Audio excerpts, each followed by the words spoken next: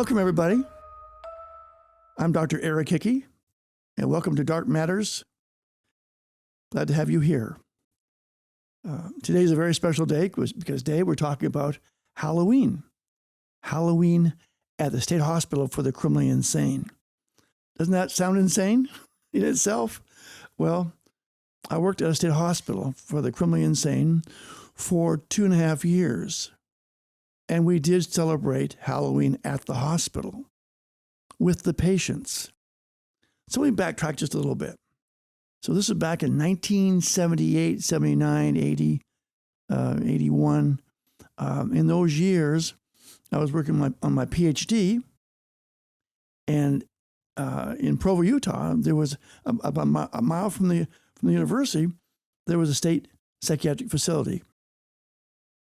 And I was able to, when I first started my PhD, I got a job there working as a psychiatric aide, which gave me access to working with all the patients in the entire forensic unit.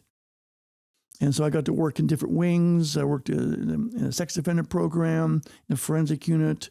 In that unit, I worked with a group who were more psychopathic individuals that were violent offenders.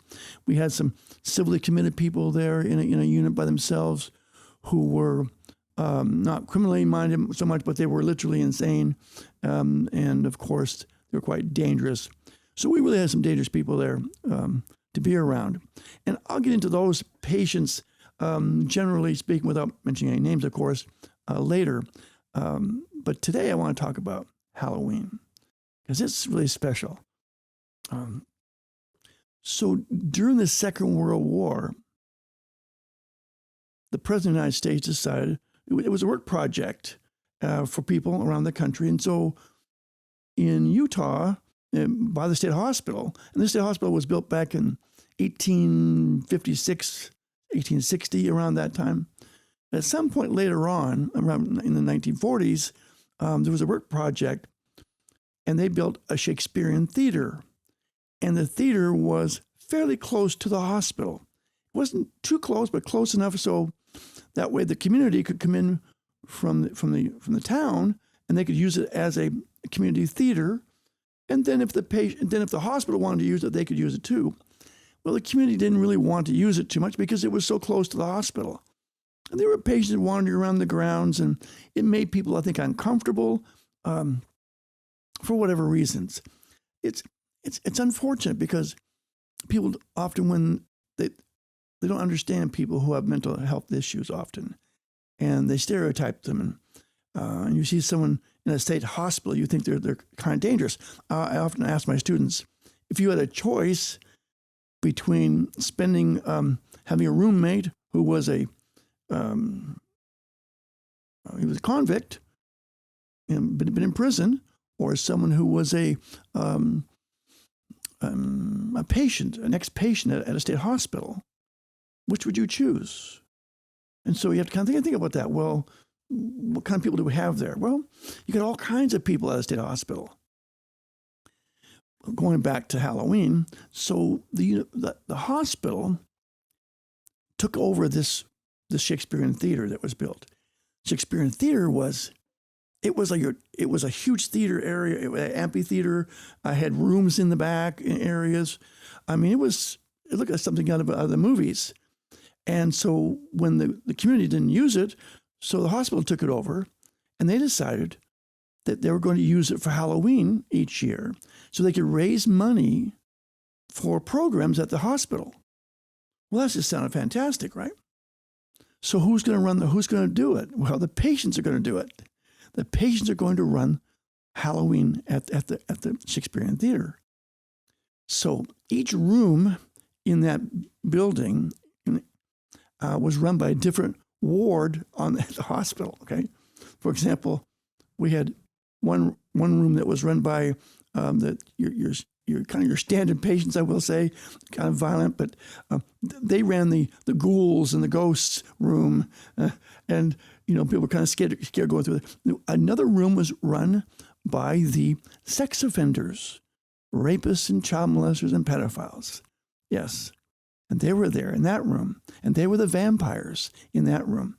Now, when people from the community came through, they didn't know that most of them didn't know that these were actually patients at the hospital.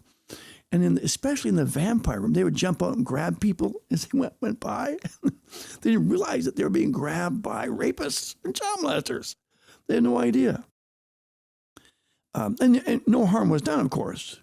It was just, and it became a famous place in the state. People came from all over the state to line up to go through the Spook Alley at the Shakespearean Theater because it was a pretty scary place. So we had one patient, I can't mention his name.